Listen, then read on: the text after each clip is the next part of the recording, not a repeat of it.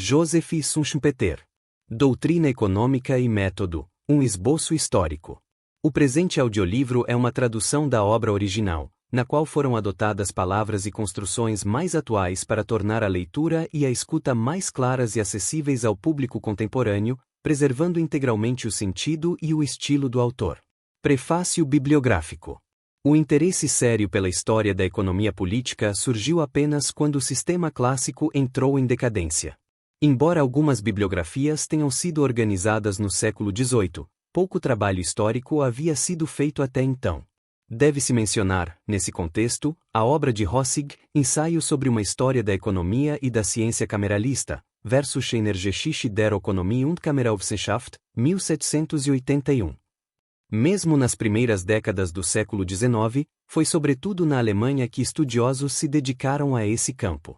Entre as obras produzidas destacam-se História das Ciências do Estado, Geschichte der Staatswissenschaften, de Weitzel, 1832 a 1833, Enciclopédia Cameralista, Kameralistische Enzyklopädie, de Bonstark, 1835, e História e Literatura das Ciências do Estado, Geschichte und Literatur der Staatswissenschaften, de von Moll, 1855 a 1858.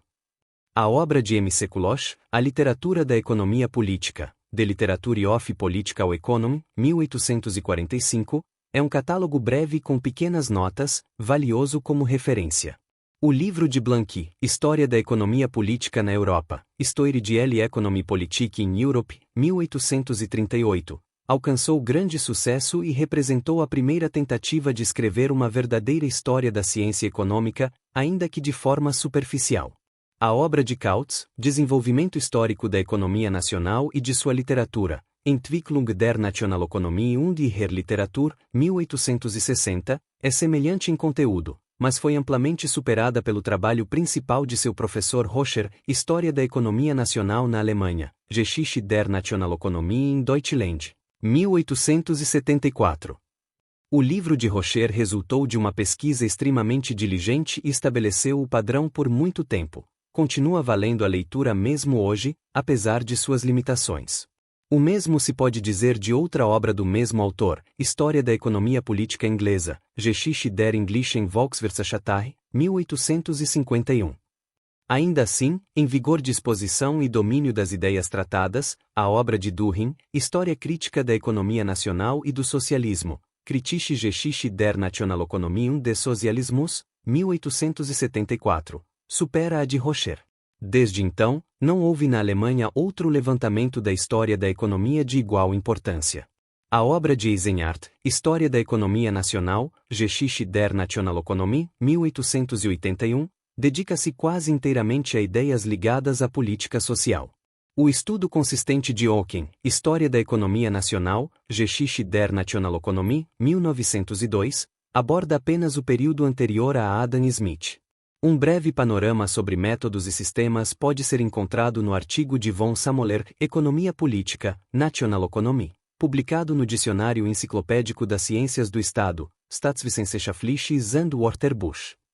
Também merecem menção o artigo de Seel sobre a história da doutrina, no Manual de Economia Política, Anducho der Politischen Ökonomie, de Schomberg. O simpósio Desenvolvimento Histórico da Economia Nacional Alemã, da Historische Entwicklung der Deutschen Volkswirtschaft, 1908, e os trabalhos de Asbach, que constituem o material básico para uma história em grande escala da economia.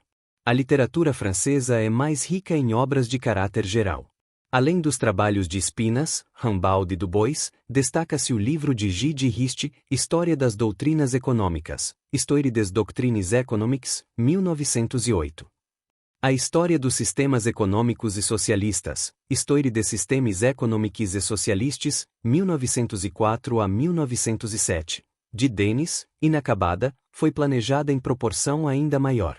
A literatura inglesa conta apenas com uma contribuição sólida nesse campo, História da Economia Política, History of Political Economy, 1888, de Ingram, tradução alemã, segunda edição, 1905. A literatura americana oferece um manual, História do Pensamento Econômico, History of Economic Thought, 1911, de Aney.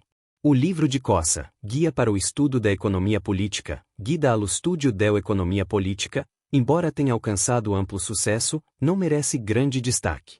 Entre as histórias da economia em diferentes países, vale mencionar os artigos do Dicionário de Economia Política, Dictionary of Political Economy, de Palgrave. A obra de Rocher sobre a história da economia alemã também fornece referências a outros países. A única revista dedicada à história da doutrina é francesa, Revista de História das Doutrinas Econômicas, Revue d'Histoire des Doctrines Économiques, publicada em Paris. A pesquisa especializada sobre a história das doutrinas deve ser buscada, sobretudo, em obras dedicadas a autores e escolas específicas. Algumas delas são mencionadas na seção seguinte. No entanto, é a partir da análise de doutrinas e problemas individuais, em que se pode compreender plenamente o desenvolvimento histórico em seus detalhes, que se aprende muito mais do que em histórias gerais ou monografias amplas. Devem ser mencionadas, acima de tudo, as seguintes obras. Eugen von Bombawerk, Capital e Juros do Capital, Capital und Kapitalzins, Volume 1, História e Crítica das Teorias do Juro do Capital, Geschichte und Kritik der Kapitalzinstheorie, primeira edição de 1884, segunda edição de 1902. Karl Marx, Teoria sobre a Mais-Valia, Theorie über den Mehrwert, edição de Karl Kautsky. Richard Zuckerkando, sobre a Teoria do Preço, Zur Theorie des Preises, 1889. Edmund Whittaker, História e Crítica da Teoria do Valor-Trabalho na Economia Política Inglesa, History and Criticism of the Labor Value for English Political Economy, 1903. Wilhelm Liebknecht, sobre a História da Teoria do Valor na Inglaterra, Zur Geschichte der Werttheorie England, 1902. George Seval, A Teoria do Valor antes de Adam Smith, The Theory of Value before Adam Smith, 1901. Emil Kaula, O Desenvolvimento Histórico das Teorias Modernas do Valor, Die Geschichtliche Entwicklung der modernen Werttheorien, 1906. Augusto Graziani, História Crítica da Teoria do Valor, Storia Critica della Teoria del Valore, 1889. Max Saus, Contribuições para a História e Crítica da Teoria do Fundo de Salários, Beitrage zur Geschichte und Kritik der Lohnfondstheorie, 1905. Von Bergmann, História das Teorias Econômicas das Crises, Geschichte der Volkswirtschaftlichen Krisentheorie, 1899. Friedrich Hoffmann, História Crítica da Teoria do Valor da Moeda, Kritische Geschichte der Geldwerttheorie. Franz Host, A Teoria do Valor e do Preço, com consideração de seu desenvolvimento histórico dogmático, Die Lehre von Wert und Preis mit besonderer Rücksicht auf ihre dogmatische Entwicklung, 1908. Pierstorff, Lucro Empresarial, Unternehmergewinn. Mataja, Lucro Empresarial, Unternehmergewinn. Anton Menger, Direito ao Produto Integral do Trabalho, Das Recht auf den vollen Arbeitsvertrag. Zednek, Teoria e Política dos Salários, Theorie und Politik des Arbeitslöhns. Ergan, Investigações sobre o problema das máquinas, Untersuchungen über das Maschinenproblem. Kostanecki, Trabalho e Pobreza, Arbeit und Armut. Essas histórias de doutrinas e as revisões críticas a elas dedicadas têm valor muito desigual, mas representam tentativas de um tratamento verdadeiramente científico das ideias. Em sentido mais amplo, quase toda a literatura poderia ser incluída aqui, já que a maioria dos autores apresenta panoramas e análises no campo da história das doutrinas econômicas. Capítulo 1. O desenvolvimento da economia como ciência. A ciência econômica, tal como se estruturou no final do século XVIII, surgiu a partir de duas raízes distintas que devem ser claramente diferenciadas. As grandes obras desse período, entre as quais A Riqueza das Nações, An Inquiry into the Nature and Causes of the Wealth of Nations, de Adam Smith, é de longe a mais importante, sintetizaram o trabalho de autores anteriores e o transmitiram à posteridade. Essas obras apresentam dois fios de pensamento que, durante muito tempo, existiram de forma independente. Um desses fios nasceu do estudo dos filósofos, no sentido mais amplo do termo, isto é, daqueles pensadores para os quais as atividades sociais, enquanto tais, constituíam um problema fundamental e um elemento essencial em sua visão de mundo. Esse fio, portanto, tem origem na filosofia, a grande mãe de todas as ciências. O outro fio foi formado por pessoas de origens diversas, movidas principalmente pelo interesse em questões práticas de seu tempo. É intenção do autor traçar a gênese dessas duas vertentes, ainda que de modo relativamente breve. Deve-se ter em mente, contudo, que essa divisão, por mais essencial que seja, tende a se dissolver quando aplicada aos fatos, como acontece com qualquer classificação, e pode parecer arbitrária.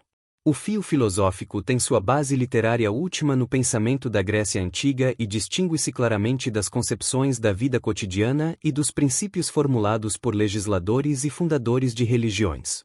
Isso é verdadeiro não apenas porque os pensadores gregos expressaram ideias de caráter econômico que, em séculos posteriores, seriam novamente formuladas de forma independente, mas também porque os próprios gregos exerceram influência direta sobre a posteridade. Assim, uma cadeia ininterrupta, ou pelo menos constantemente retomada, de referências ligou-os à maioria dos autores de cujas obras derivaram as de Adam Smith, por fim, ao próprio Smith. As influências gregas mais significativas são as de Aristóteles, Platão, os estoicos e os epicuristas, dispostos aqui na ordem de sua relevância. O valor do que esses pensadores ofereceram não deve, contudo, ser superestimado, exceto em seu significado histórico.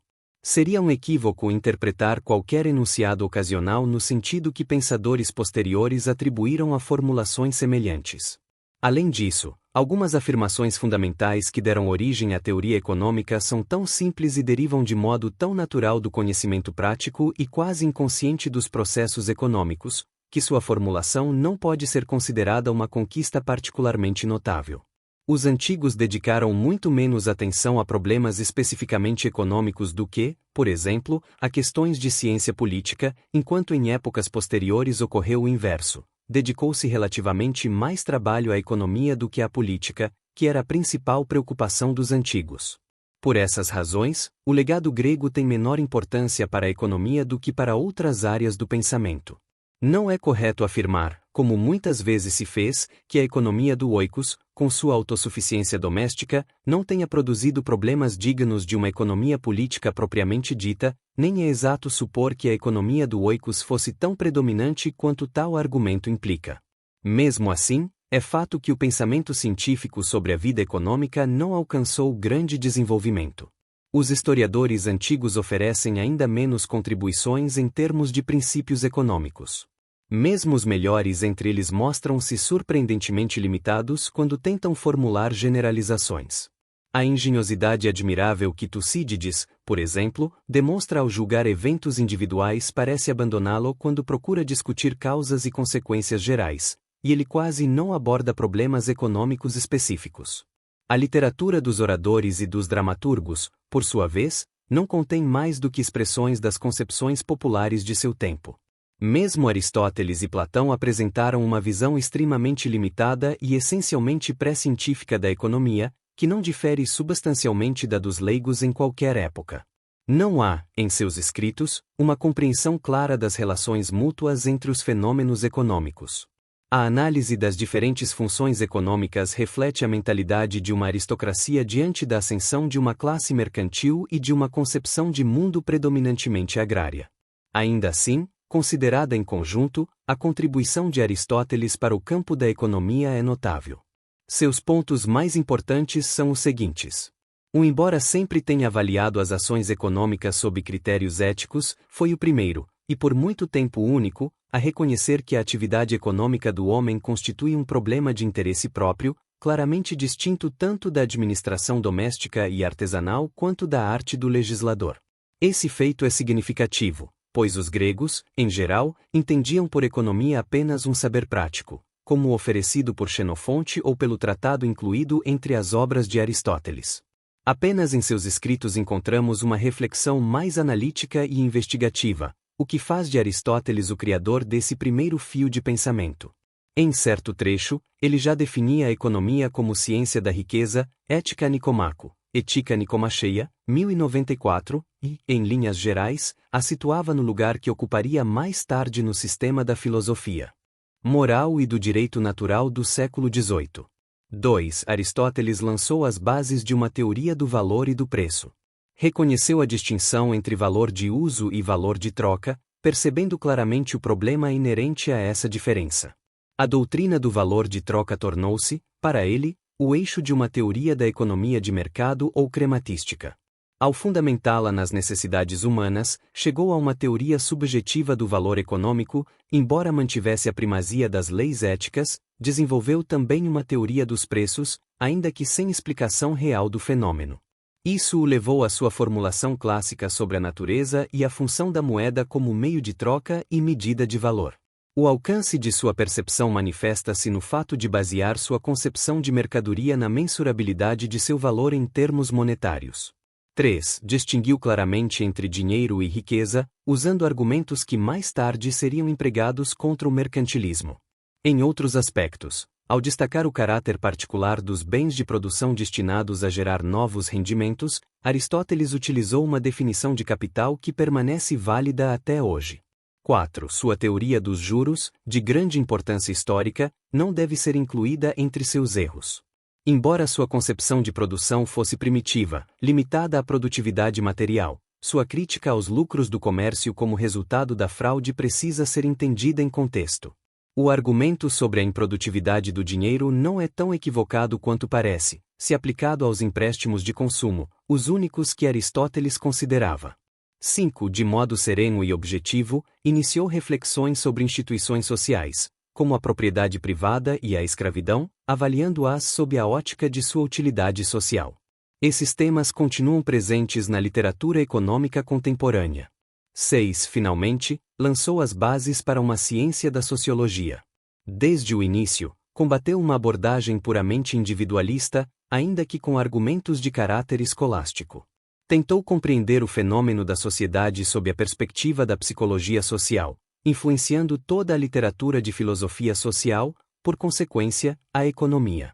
Formulou, em especial, a teoria da sociabilidade inerente ao homem em comunidade, posteriormente desenvolvida por Grotius. Em alguns momentos, como em Política, livro 2, 6, 13, ao falar como reformador social, assume uma postura surpreendentemente moderna. Um abismo separa essas conquistas da visão fantasiosa presente no pensamento de Platão. Este não nos oferece concepções econômicas precisas nem argumentos analíticos consistentes. Seu objetivo não era compreender a economia em si, mas criar uma ordem econômica ajustada a seus princípios éticos e às condições de seu estado ideal. Mesmo sua famosa reflexão sobre a divisão do trabalho, Respublica, livro 2, não demonstra maior compreensão da esfera econômica. Até Xenofonte o superava nesse aspecto. Os estoicos e os epicuristas oferecem ainda menos compreensão positiva das questões econômicas, embora, como observou Asbach, tenham exercido grande influência intelectual tanto na Roma antiga quanto no Renascimento. É preciso, contudo, evitar superestimar a importância dessa influência sobre a economia. Sua postura individualista limitava-se ao conselho de afastar-se da vida pública, sem qualquer relação com o individualismo entendido como princípio das ciências sociais e ponto de partida para a investigação teórica. Além disso, os ensinamentos de Epicuro têm tão pouco em comum com o hedonismo moderno quanto as doutrinas estoicas têm com as tendências éticas contemporâneas. Essas contribuições influenciaram a economia de duas maneiras. Primeiro, foram transmitidas de pensador a pensador, dos romanos e dos medievais até os modernos. Depois, com o Renascimento e muito além dele, os próprios pensadores gregos tornaram-se novamente uma força ativa, mestres diretos dos modernos que a eles recorriam. Mesmo hoje, é difícil, e, em certos aspectos, impossível, discutir economia sem considerar suas disciplinas irmãs. Enquanto o conjunto de conhecimentos especificamente econômicos era reduzido e a economia constituía apenas uma pequena parte da grande ciência universal da filosofia, essa separação era ainda mais difícil. No entanto, se quisermos manter-nos dentro dos limites do presente estudo, somos obrigados a tentar fazê-lo. Por essa razão, é preciso afirmar brevemente que, na Roma antiga, o acervo de conhecimento econômico não se expandiu. Isso é evidente no que se refere à filosofia e à historiografia, que se mostraram pouco originais, e, quanto à jurisprudência, dificilmente poderia ter ocorrido algo diferente.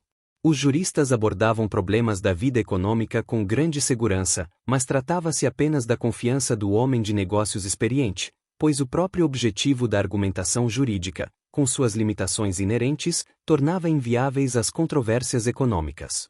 Declarações ocasionais, como a famosa definição de preço de Paulo, foram isoladas, portanto, de pouco significado.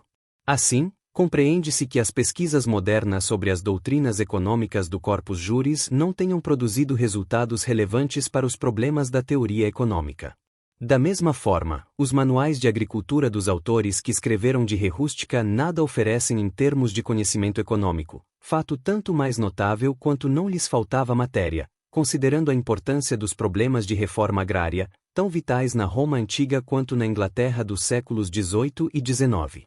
A próxima etapa da reflexão especulativa sobre os problemas econômicos, especulativa em contraste com as ideias populares ou com as concepções dos que participavam diretamente da vida prática, manifesta-se no escolasticismo.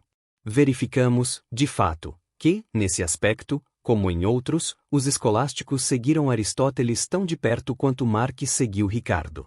Embora seus objetivos fossem muitas vezes morais ou casuísticos, não devemos ignorar que os casos discutidos e os preceitos religiosos constituíam, em muitos exemplos, apenas a forma externa de uma investigação objetiva, que se torna tanto mais impressionante quanto mais a examinamos. No campo da economia, porém, esse esforço foi limitado, e o valor das formulações escolásticas permanece pequeno. Em relação ao problema ético do preço justo, encontramos os primórdios de uma teoria do preço, formulada, tanto quanto se sabe, por Albertus Magnus, 1193 a 1280. Ele procurou dar maior precisão às ideias de Aristóteles sobre o preço, afirmando que a igualdade das quantidades de labores e expensa contidas nos bens trocados constituiria o critério ideal para a relação de troca. Essa formulação, no entanto, surgiu apenas como postulado moral, derivado de outro postulado moral que proibia o comércio injusto, e não possuía relação com ideias que pudessem torná-la útil à teoria econômica. Esse é apenas um exemplo. Entre muitos argumentos econômicos apresentados pelos escolásticos. A maioria deles, inclusive Tomás de Aquino, não produziu ideias originais nesse campo. Contudo, desenvolveu-se uma tendência, talvez iniciada com Duns Scotus, de tomar a utilidade das mercadorias como base para a explicação da economia de troca. Essa tendência levou Buridan, na primeira metade do século XIV, à formulação de uma teoria da moeda que, elaborada por Oresme, representa provavelmente a primeira conquista puramente econômica. Sua concepção fundamental, a de que o valor do dinheiro se baseia no valor de uso de seu material, nunca mais desapareceu. Todo esse movimento culminou, no final do século XV, com Gabriel Biel, geralmente considerado o encerramento do período escolástico. Ainda assim, o escolasticismo transmitiu seu legado, no campo da ciência social, à escola do direito natural. Uma consequência, mais precisamente, uma aplicação particular, da teoria do preço dos escolásticos foi sua teoria dos juros. Nela, buscou-se oferecer uma fundamentação teórica para a posição tradicional dos pensadores medievais sobre a cobrança de juros. Essa teoria sobreviveu até o final do século XVIII e foi talvez o tema mais importante das discussões sobre problemas puramente econômicos, abrindo constantemente novas perspectivas. Esse pequeno fluxo de conquistas intelectuais no campo da ciência social desembocou no mar tempestuoso de ideias do Renascimento e da Reforma. Entre a confusão de suas correntes, difíceis de descrever em razão das limitações de espaço, duas merecem destaque. A primeira foi a tendência intelectual geral das ciências sociais, derivada do impulso das revoluções políticas, religiosas e sociais da época. Essa tendência atraiu numerosos novos pensadores, que passaram a observar o Estado e a sociedade sob novos pontos de vista. A segunda corrente foi gerada diretamente pelo despertar do espírito das ciências naturais, ainda que indiretamente derivada do mesmo impulso. É verdade que esse período revela clara continuidade histórica com o escolasticismo, e suas conquistas ainda conservam certas formas externas do pensamento escolástico. Por outro lado, a nova fermentação transformou gradualmente o pensamento das ciências sociais em algo bastante distinto. Com a ressalva de que afirmações gerais nunca podem ser rigorosamente verdadeiras, pode-se dizer que o mundo social, antes aceito como mistério ou como algo evidente por si mesmo, passou a ser visto como um problema intelectual, a ser compreendido por meio de concepções naturais em vez de sobrenaturais. Tais concepções deveriam surgir da observação e da análise de fatos baseados na experiência.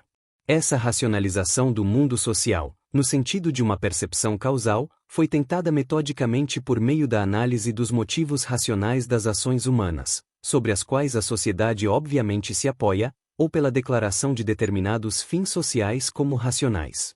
Em sentido estrito, esses usos da palavra racionalismo nada têm em comum. O historiador que explica a dissolução do Império Espanhol por sua falta de vitalidade intrínseca procura interpretar o acontecimento em termos causais, mas isso não significa que veja o mundo social apenas como resultado dos motivos racionais dos indivíduos. Tampouco considera certas condições sociais necessariamente razoáveis. O termo racionalismo, no entanto, transformou-se em um rótulo sob o qual esses diferentes sentidos, e outros, se misturaram. Para compreender a essência do racionalismo no campo das ciências sociais, é fundamental destacar que, até o surgimento da historiografia no século XVIII, esses diversos significados geralmente se confundiam no pensamento dos estudiosos. Isso continuou a ocorrer, ainda que em grau cada vez menor, até a modernidade. É compreensível que os primeiros pensadores desse campo, ao tentarem compreender as atividades sociais, recorressem à mente racional dos agentes como explicação e considerassem toda ação irracional uma aberração sem importância. Por isso, de um lado, chegaram a uma visão individualista, que via no conjunto dos motivos individuais a chave para entender os problemas sociais. De outro, mantiveram a ideia de uma ordem imutável e universalmente válida, correspondente apenas à razão. Essas conclusões pareciam evidentes porque se entendia a mentalidade humana como algo fixo e imutável. Por consequência, a lei da ação derivada dela também como imutável, assim como o mundo social, sua criação. Aqui está a origem tanto do individualismo científico quanto da concepção de condições sociais gerais e normais que, embora inexistentes na realidade, precisavam ser postuladas. É importante observar, porém, que o ponto de partida desses pensadores era, mesmo no sentido moderno, estritamente científico. A ideia de fundamentar a ciência social na psicologia representa uma linha de pensamento que hoje volta a adquirir novo vigor. Frequentemente, distraídos por superficialidades e pelos defeitos evidentes dessa literatura, esquecemos o quanto nosso próprio trabalho repousa sobre os mesmos fundamentos. Num primeiro momento, surgiu uma teologia racionalista que, embora em si mesma tenha pouca importância para nós, é indiretamente muito relevante. É interessante notar que, quando as discussões se iniciaram com as controvérsias da Reforma, ainda se apoiavam integralmente nos antigos métodos de interpretação. Mais tarde, porém, esse método foi abandonado e substituído pela análise dos fatos da consciência religiosa, até se chegar às diversas formas de deísmo. Esse deísmo corresponde exatamente à ideia de uma lei eterna, mas natural. Trata-se de uma fé alcançada pela razão, com conteúdo claramente definido, e não de uma doutrina sobre a natureza geral ou a função social da fé religiosa em si. Todos os pensadores da época trataram dessas questões. Até mesmo Adam Smith ainda lecionava sobre teologia natural, embora esse tema já se encontrasse separado não apenas da ciência social, mas também do restante da filosofia. Mesmo alguns autores puramente teológicos, como Butler, exerceram profunda influência sobre o pensamento das ciências sociais. Mais adiante, a partir da filosofia teológica, destacou-se uma ética independente, em estreita relação com a economia política, que apresenta a mesma tendência analítica, e, neste contexto, isso significa psicológica. Essa ética já era uma verdadeira ciência social e nunca perdeu o vínculo com a economia, apesar das afirmações em contrário que se tornaram tão populares. O sistema ético desse período também fundamentava os fenômenos morais em princípios explicativos gerais, como o senso moral de Shaftesbury, o princípio da simpatia defendido por Adam Smith, a identificação entre moral e legislação positiva nos escritos de Hobbes, ou ainda ecos mais claros de ideias antigas em Grotius, além do princípio do egoísmo em Mandeville, para citar apenas alguns dos mais relevantes. Também nesse caso, observa-se a transição do debate teológico para uma concepção científica, já mencionada anteriormente, apesar do manto teológico que a maioria dos pensadores ainda mantinha. Aqui também se encontra o anseio por um saber moral de conteúdo concreto, mas é necessário distingui-lo do impulso mais amplo pelo conhecimento e pela explicação racional. A doutrina do direito natural, que no século XVI se tornou uma disciplina independente, é de importância ainda maior para nós. É difícil transmitir uma ideia precisa da extensão do progresso científico alcançado em seu campo. Entre os juristas italianos e franceses, que inicialmente ainda trabalhavam segundo o método dos pós-glosadores, baseado na casuística e na exegese, desenvolveu-se cedo um espírito crítico, estimulado pelas condições intelectuais da época, a ponto de começarem a questionar o próprio conteúdo dos sistemas jurídicos que analisavam. Esse espírito crítico remontava, em última instância, às ciências naturais gregas, redescobertas por intermédio árabe. Gradualmente, consolidou-se a ideia de um direito existente fora de qualquer legislação concreta, um direito derivado dos elementos da natureza humana, tal como conhecidos pela experiência, e das necessidades mais profundas da sociedade. Desse modo, desenvolveu-se uma ciência positiva do direito, como sua base, uma ciência do Estado e da sociedade, apoiada em parte na doutrina francesa da dupla verdade, que garantiu ao pensamento científico uma considerável independência, ainda que formalmente reconhecesse a supremacia da teologia. Essa nova ciência conservou seu caráter empírico, embora seus dados, já frágeis por natureza, estivessem muito aquém das amplas conclusões que deles se extraíam.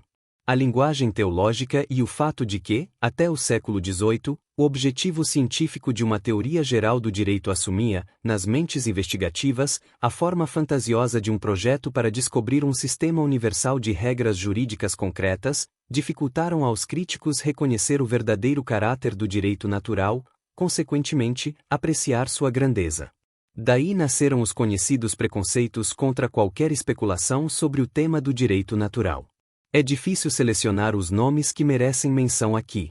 Como o foco é a economia, é natural destacar primeiro os autores que mais contribuíram com conhecimento econômico propriamente dito. Isso vale sobretudo para os fisiocratas, que já podem ser considerados essencialmente voltados à economia e cuja doutrina será analisada adiante. A parte deles, foi Pufendorf quem mais diretamente influenciou nossa disciplina. Suas teses econômicas formaram o núcleo das de Huttison. Por conseguinte, contribuíram com parte essencial das doutrinas do discípulo de Huttison, Adam Smith. Devemos mencionar também Locke, cujas contribuições econômicas, contudo, permanecem em certa medida separadas de suas concepções mais amplas no campo do direito natural. Não sendo possível tratar aqui da importância, para nossa disciplina, de autores como Oudendorp, Grotius, Gassendi, Baudin, Cardano, Hobbes e outros, é necessário deter-nos brevemente em Huttison, dada sua relação com a riqueza das nações, on inquiry into the nature and causes of the wealth of nations. Seu System of Moral Philosophy, Sistema de Filosofia Moral, é, para nós, a obra mais importante desse professor de Glasgow, falecido em 1761. Embora publicada em 1755, ela é fruto de suas atividades docentes encerradas em 1746 e contém uma teoria econômica bastante abrangente. Compare com W. Roy Scott e Francis Huttison 1900. É evidente que as doutrinas da divisão do trabalho, do valor, do preço e da moeda foram, em grande parte, assimiladas por Adam Smith. Em particular, é digno de nota que, para Huttison, o trabalho servia como medida do valor de troca, assim como para todos os autores da escola clássica. Em sua teoria da distribuição, surge claramente a ingênua superestimação da produtividade física da Terra, também presente no sistema dos fisiocratas. Dessa visão derivou, em parte, sua teoria dos juros, retomada 21 anos depois por Turgot. Por outro lado, Huttison fundamentou a renda de juros no lucro do empresário obtido com a ajuda do dinheiro emprestado, aproximando-se da posição de Locke, enquanto Adam Smith evitou essa conclusão. Reconheceu ainda, com clareza, a importância de fatores que viriam a tornar-se centrais, como a famosa relação entre oferta e demanda. Quanto ao comércio internacional, Huttison situa-se em posição intermediária entre as ideias mercantilistas e as de Adam Smith. Em essência, completou o processo, já perceptível em Pufendorf, de separar a ciência social da teologia. Por fim, suas concepções sociais básicas revelam de modo inequívoco uma tendência utilitarista. Devemos ainda destacar 3 pontos. Uma vertente dentro da escola do direito natural levou gradualmente à teoria do utilitarismo, mais tarde associada ao nome de Bentham. A princípio, isso significava apenas enfatizar, em determinada direção, o elemento de utilidade social. O resultado, porém, foi situar a chave da ação social na vontade do indivíduo, em seu desejo de obter prazer e evitar dor. Essa concepção teria enorme importância, especialmente na economia, onde encontrou melhor aplicação, sendo menos eficaz fora dela. Tornou-se um instrumento poderoso de análise econômica e resultou, direta ou indiretamente, pelo estímulo à crítica, em ampla expansão do conhecimento no campo das ciências sociais. 2. Convém observar que a ideia do contrato social foi, ao mesmo tempo, desenvolvida e superada pelos representantes do direito natural. Não deve ser condenada por sua falta de fundamento histórico, pois muitas relações sociais se baseiam, se não em um contrato consciente, ao menos no intercâmbio de serviços mútuos, o que lhe assegura, como princípio heurístico, um valor muito maior do que lhe atribuíram os historiadores do pensamento político. Isso se aplica, de modo evidente, às relações econômicas que compõem um sistema econômico, e essa ideia contribuiu, de maneira consciente ou não, para uma compreensão mais clara da economia, liberta de elementos metafísicos. 3. É preciso recordar que, como mostrou von Filipovich, da Entwicklung der deutschen Volkswirtschaft, Festabi Furge von Samoler, a ideia de sociedade e várias teorias a ela relacionadas penetraram na teoria econômica alemã apenas por meio dos mestres do direito natural, já no século XIX. Todos esses ramos, teologia, ética, jurisprudência e economia, formavam uma unidade, para a qual se tornou habitual o termo filosofia moral. Esse termo não deve ser entendido como uma doutrina moral nem como uma filosofia no sentido moderno, mas como um sistema abrangente de pensamento, Geisteswissenschaft, que, apesar da mistura metafísica, tornou-se progressivamente empírico e analítico, opondo-se às ciências naturais, então chamadas filosofia da natureza.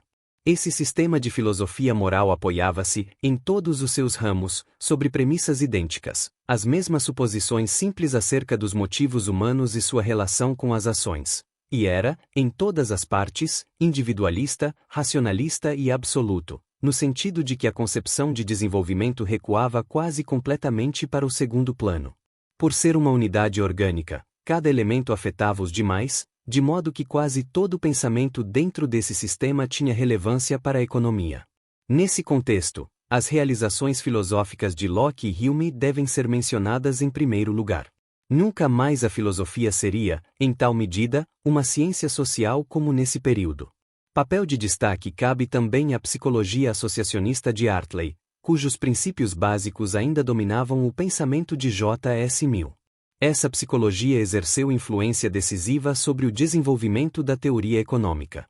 Não podemos tratar aqui dessa questão, assim como não abordaremos fenômenos que se situam fora da grande corrente do pensamento sociológico, como os Principi di una Scienza Nuova, Princípios de uma Ciência Nova, 1721, de G. Vico.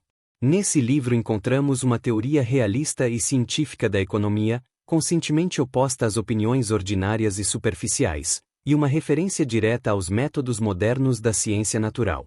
Além disso, todo o encadeamento de ideias desses tratados, que contém a mais antiga defesa teórica do livre comércio, honra os princípios metodológicos em que se apoia o argumento. O autor percebeu com clareza que era apenas a visão estreita dos práticos de sua época que explicava as opiniões dominantes e propôs substituí-las por uma análise lúcida e penetrante de força extraordinária. Somente nos tempos de Ricardo a especulação teórica ultrapassou essa obra-prima. A concepção grandiosa de todas as nações formando uma comunidade de comércio, a percepção de que, no sentido presumido pelos escritores anteriores, não existiam ramos de comércio nocivos, a ideia de que a regulação governamental de preços é ineficaz ou prejudicial para todos os envolvidos e a noção de que a circulação da moeda se regula automaticamente quando há liberdade de cunhagem. Todos esses pontos estão presentes em seus escritos e fundamentam seu direito à glória no campo da economia. A importância de sua obra não é diminuída pelas várias e necessárias qualificações que mais tarde se tornaram indispensáveis. Se quisermos estudar o desenvolvimento do pensamento científico em nossa área, nada é mais instrutivo do que comparar, por exemplo, Moon, North, Smith e Ricardo. No século XVIII, foi Hume quem, juntamente com outros, por exemplo, Joseph Massey, De Natural Rate of Interest, a taxa natural de juros, 1750, deu continuidade a essas conquistas. Sobre seus ensaios econômicos, pode-se dizer algo semelhante ao que se afirma dos escritos econômicos de Locke. Sua filosofia influenciou mais outros economistas do que a ele próprio. Hume foi um homem de mente clara, capaz de medir com precisão o espírito de seu tempo, embora não fosse um pensador profundamente original. Tornou-se costume elogiá-lo às custas de Adam Smith. A descoberta de conexões literárias levou muitos a exagerar sua importância nesse contexto, como em tantos outros. É verdade que Hume desempenhou papel notável no avanço da economia após o período de estagnação observado na primeira metade do século XVIII. Ainda assim, seus brilhantes ensaios analíticos, Essays, Moral and Political, Ensaios Morais e Políticos, edição de Green e Groves, 1875, que, aliás, não pertencem ao seu período mais criativo, apenas desferiram o golpe final em concepções já moribundas, tendo efeito principalmente popularizador. Em diversos pontos, há sinais de descuido, e não se encontra ali a grandeza presente em sua obra filosófica. Embora nada desse período seja tão legível nem revele tão claramente o amadurecimento da economia, é evidente que, nesse campo, toda a força de seu gênio não se manifestou plenamente. Tucker, 1712 a 1799. Compare com W. Clarke. Josiah Tucker obteve resultados mais sólidos. Em sua obra, o conteúdo da economia começou, por assim dizer, a se estabilizar. Mas o mérito principal cabe a Cantillon, cujo Essai sur la nature du commerce in general, ensaio sobre a natureza do comércio em geral, concluído em 1734, originalmente escrito em inglês e reimpresso em 1892, pode ser considerado a primeira tentativa sistemática de abordar todo o campo da economia. Seu autor revela autêntico espírito científico. Os diversos problemas que analisa estão ligados por princípios coerentes e compõem um sistema de grande amplitude. A estreiteza das concepções anteriores foi superada, os erros primitivos foram evitados, e os que restam devem-se tanto à falta de treinamento analítico quanto à influência persistente da filosofia. A obra de Sir William Pett, Taxes and Contributions, Impostos e Contribuições, 1662, Political Arithmetic, Aritmética Política, 1682, Political Anatomy of Ireland, Anatomia Política da Irlanda, 1691, ocupa posição particular dentro do desenvolvimento esboçado acima. Seu interesse residia especialmente em compreender os problemas econômicos por meio de métodos estatísticos. Nesse aspecto, distinguia-se de seus contemporâneos, entre os quais a aplicação da estatística à economia era comum, pelo alcance mais ambicioso de suas especulações. Na época, esse tipo de empreendimento parecia relativamente fácil, o que é compreensível, pois suas dificuldades só se tornariam claras em estágios posteriores de desenvolvimento. Enquanto seus contemporâneos viam a estatística apenas como um meio de quantificar fenômenos que, de outro modo, não lhes pareciam problemáticos, Pett procurou dominar teoricamente o material e interpretá-lo com propósito definido, de maneira até então inédita. Criou instrumentos teóricos com os quais tentou abrir caminho através do emaranhado dos fatos, por isso, encontramos em sua obra considerações vigorosas e refletidas a cada passo. Quanto à profundidade do saber econômico, os demais representantes da chamada aritmética política são claramente inferiores a Pett, embora alguns se tenham destacado em outros aspectos, especialmente Graham, Davenant e Gregory King. Este último alcançou um êxito raramente igualado, mas amplamente reconhecido, ao estabelecer a chamada Lei de King, tentativa de determinar numericamente a relação entre o preço e a oferta disponível de trigo. Esse feito foi mais do que digno de aprovação. A descoberta de King situava-se em um campo que, mais cedo ou mais tarde, teria de ser explorado de forma sistemática.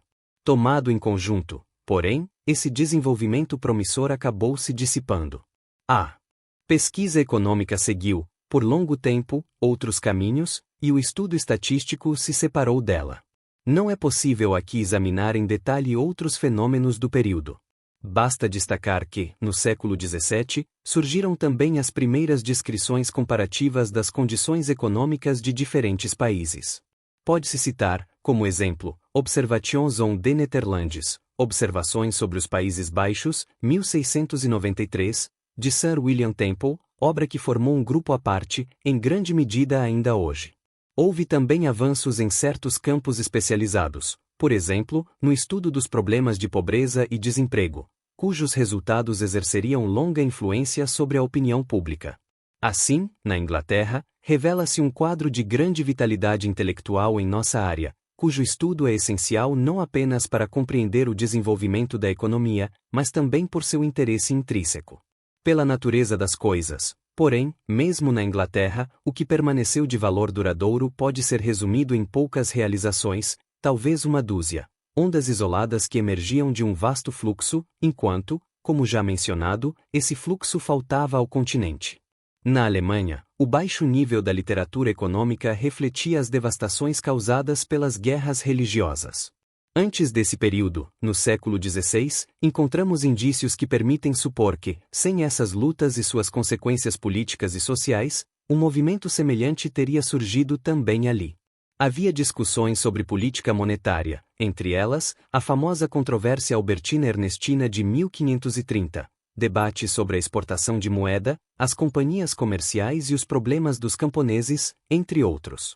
O nível dessas discussões não era inferior ao da Inglaterra, mas elas não se desenvolveram nem alcançaram as alturas que, em condições normais, poderiam ter atingido. A consequência foi a adoção de ideias estrangeiras, o que impediu o florescimento de um pensamento econômico original.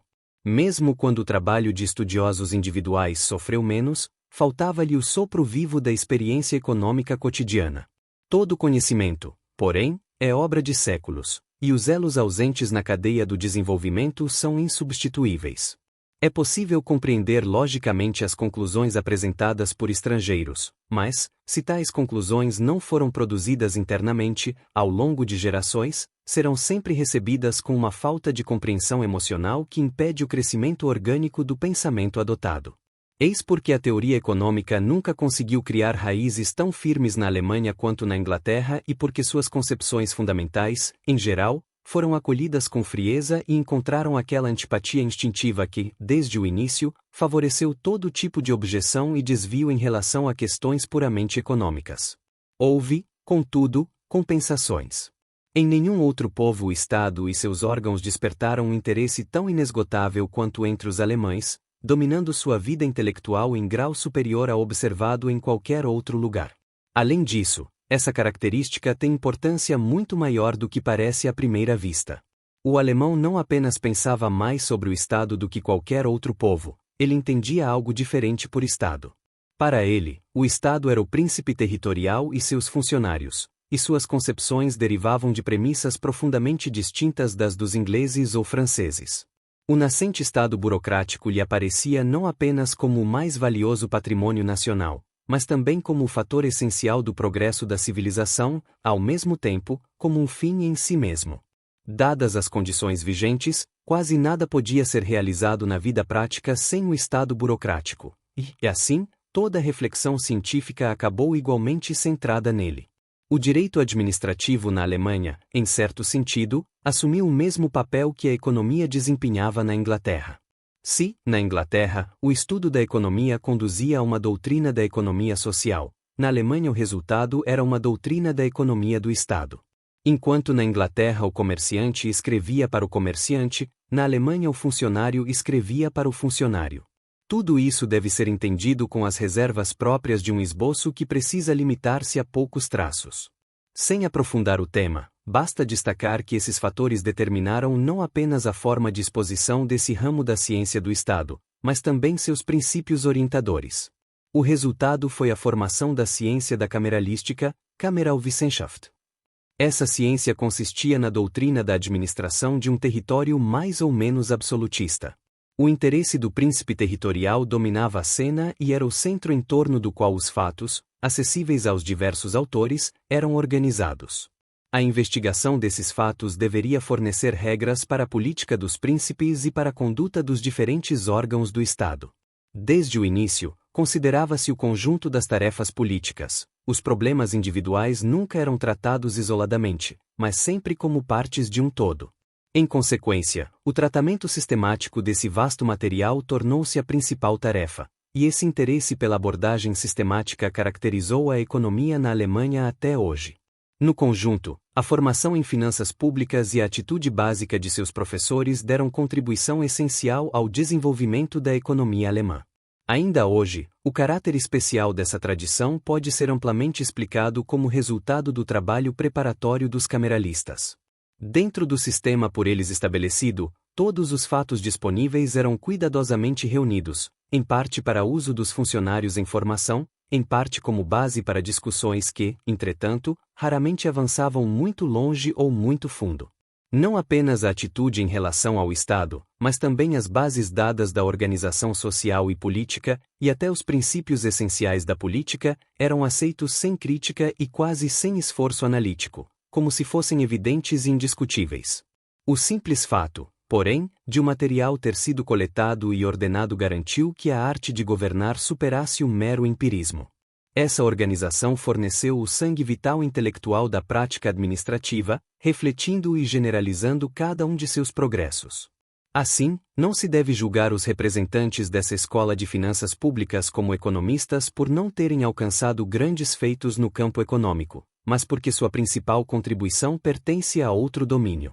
Os precursores, como Ossi, Testament, 1556, Lueneisen, Aulicopolitica, 1622-24, e Obrecht, Unterschiedliche Secreta Politica von Guter Policy, 1617. E até mesmo o maior representante original da Escola de Finanças Públicas, Seckendorf, Der Teutsche-Fürstestaat, 1678. Oferecem-nos juízos sobre problemas econômicos de seu tempo próprios de homens experientes e perspicazes. Carecem, contudo, tanto de tentativas de análise mais profunda quanto de vivo interesse por problemas econômicos enquanto tais. Ainda assim, dificilmente ficaram abaixo do nível geral de sua época, de fato, sua abordagem característica os torna visivelmente superiores aos economistas populares de outros países. Em uma história da teoria das finanças públicas, seria necessário dizer mais, especialmente sobre Seckendorf. Para nossos propósitos, porém, seus contemporâneos Becher, Politischer Diskurs von den Eigentlichen Ursachen des Aufundabnehmens der Stadt, Länder und Republiken, 1668, e Ornig, Österreichische über alles, van S. Nurwill, 1684. Embora inferiores em outros aspectos, são de maior importância, já que, nesses pensadores, os problemas econômicos ocupavam o primeiro plano. Esses dois, contudo, não pertencem propriamente à escola cameralista, embora tenham sido fortemente influenciados por ela. O livro de Ornig é apenas a descrição de um programa de política comercial, tal como entendido em sua época. Já na obra de Becher encontramos, em meio a uma massa de frases de pouco valor, análises econômicas genuínas, ou, pelo menos, tentativas nesse sentido. Ele procurou explicar os efeitos de diferentes formas de organização econômica, monopólio, concorrência livre, polipol, e concorrência limitada por privilégios, propol, e compreender o caráter e a interação dos diversos grupos profissionais da economia. No entanto, somente uma discussão muito mais detalhada de questões mais especializadas teria levado a resultados realmente valiosos, o que foi impedido pela atitude geral em relação à economia predominante entre esses autores. Dos demais cameralistas, apenas Justi e Sonnenfels merecem menção aqui. Nenhum dos dois foi realmente criativo, e ambos devem muito às influências estrangeiras no campo econômico. Ainda assim, suas obras representam um avanço notável. A organização formal do material econômico, em particular, já se distingue completamente daquela dos cameralistas mais antigos. Nas mãos de Justi, a ciência da administração, Polizei, da qual mais tarde se desenvolveria a política econômica alemã, Polizeiwissenschaft, primeira edição de 1756, adquiriu forma definitiva, embora permanecesse inteiramente baseada nas ideias de seus predecessores, apesar de todas as críticas que lhes dirigia. Quanto ao plano e ao objetivo, a diferença em relação à riqueza das nações está longe de ser tão grande quanto poderia parecer. Quanto à clareza e profundidade, porém, as duas obras separam-se por um século de distância. Os argumentos de Justi possuem valor e engenho apenas no campo da técnica administrativa. Em matéria econômica, faltavam-lhe formação adequada e domínio das diversas abordagens disponíveis em seu tempo. Não nos referimos aqui às medidas práticas que ele recomendava. Tais juízos práticos, de fato, quase sempre revelavam bom senso. Isso, porém, não altera o fato de que a estrutura fundamental de sua análise era inferior. O mesmo não pode ser dito de Sonnenfels, Grundsätze der Policy, Handel und Finanz, 1765, que possuía essa estrutura fundamental, sobretudo, dominava a teoria econômica vigente antes de Adam Smith. Embora tenha mais tarde citado o próprio Smith, não demonstrou compreender a importância de sua obra. Sua influência perdurou até bem dentro do século XIX, ainda que não tenha sido um pensador original. Ele assimilou influências estrangeiras com espírito aberto e as adaptou, com êxito, às necessidades alemãs, reconhecendo com clareza o que nelas havia de aplicável, mas nada criou de novo. É notável quão escassa era a literatura francesa antes do surgimento dos fisiocratas. Quase se poderia dizer que o governo, que também na França limitou o desenvolvimento dos debates econômicos, retirando-lhes o propósito prático, não possuía nem a vontade de agir da melhor forma nem o interesse em formar um corpo de especialistas, como fizera a Prússia. Havia discussões animadas em outros campos, mas os círculos intelectuais mais representativos mostravam pouco ou nenhum interesse por questões econômicas. Bois Guilbert, que não era particularmente rico em ideias e pode ser comparado a Pett, encontrava-se quase isolado. Sua Dissertation sur la nature des richesses, dissertação sobre a natureza das riquezas, publicada nos últimos anos do século XVII ou nos primeiros do XVIII, muito mais importante que o frequentemente citado Détail de la France, 1695, que La Fortune de la France, 1707, e outros escritos menores. Continha críticas sensatas a muitos equívocos de sua época, os quais, contudo, ele interpretava da forma mais desfavorável possível. Ainda assim, é um erro considerá-lo precursor dos fisiocratas, pois em sua obra nada há dos elementos que definem o caráter dessa escola. Podem ser citados também Mellon, Essai politique sur le commerce, 1734, e Dutter, Réflexions politiques sur les finances et sur le commerce, como autores econômicos. Entretanto, com a melhor boa vontade, seria impossível considerar Vauban, Saint-Pierre, Fénelon e outros como economistas científicos ou precursores de tais. Tratavam, de modo claro e inteligente, de problemas sociais e políticos, como muitos de seus contemporâneos, e a mera existência de dicionários, como o Dictionnaire do Commerce dos irmãos Savary, demonstra que, nessas discussões, as questões econômicas não eram ignoradas. Contudo, no trabalho analítico, não houve progresso. Na Itália, desenvolveu-se inicialmente uma literatura paralela à escola cameralista alemã, e que, de fato, a influenciou. Encontramos pouquíssimos argumentos econômicos em Carafa, de Regis e Boni Principis Officiu, ou, no século XVI, nos escritos de Palmieri, Botero ou Maquiavel. Ramos dessa escola ainda floresciam no século XIX, mas não precisam ser considerados aqui para a história do desenvolvimento do conhecimento econômico.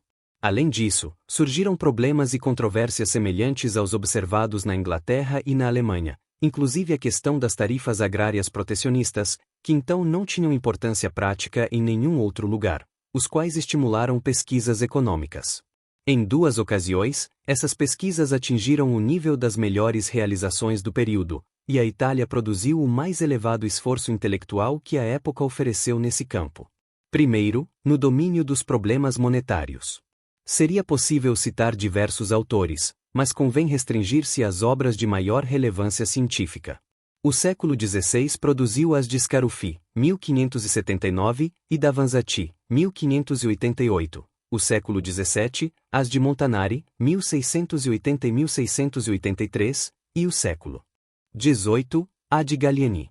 A dissertação de Davanzati é uma obra-prima imortal de análise clara e penetrante, que ilumina cada fenômeno particular à luz de um princípio geral de interpretação.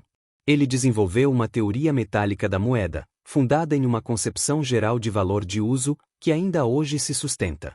A obra de Gallieni, 1750, pode ser lida, em parte, como um manual moderno, já incorpora as principais conquistas do campo e só em tempos muito recentes a teoria monetária as superou substancialmente. O que eleva essas obras acima de muitas realizações do século XIX é, sobretudo, o modo como retornam aos elementos da vida econômica para aplicar, de forma precisa, os princípios alcançados à teoria da moeda. Em segundo lugar, foi a política comercial da época que floresceu em alguns esforços literários de primeira ordem, ainda que as realizações nesse campo não possam ser comparadas às mencionadas anteriormente. Como na Inglaterra, Foi a demanda popular por uma regulamentação estatal das taxas de câmbio que também pôs as coisas em movimento na Itália.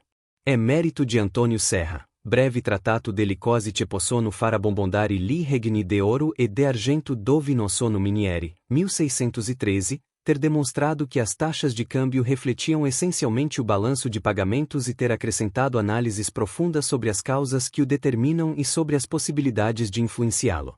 Ele é muito superior a Moon, se não por outro motivo, pela sua forma de abordagem, genuinamente científica. Admite-se, porém, que todo o seu exame do problema de como, em um país sem minas, poderia haver abundância de ouro e prata era extremamente primitivo. Ninguém pode ser censurado, contudo, por ter enfrentado os problemas de seu tempo tal como se apresentavam. A solução foi melhor do que o modo de formular a pergunta, e Serra encontrou muitos seguidores. Entre seus sucessores, merecem menção Belloni, 1750, e, sobretudo, Genovesi, 1765. Este foi um pensador bastante independente, comumente considerado um dos precursores da teoria subjetiva do valor. Foi importante, sobretudo, por tentar formular uma teoria sistemática da vida econômica. Os autores acima citados apresentam muitos traços fundamentais em comum. Eles, e vários outros que não podem ser nomeados aqui, formavam, em certo sentido, um grupo à parte. À parte deles, e também dos trabalhos do Círculo Veneziano, formado por Zanon, Arduino e Cancien, estava G. Ortiz, embora veneziano de nascimento. Sua principal obra foi Economia Nazionale, 1744.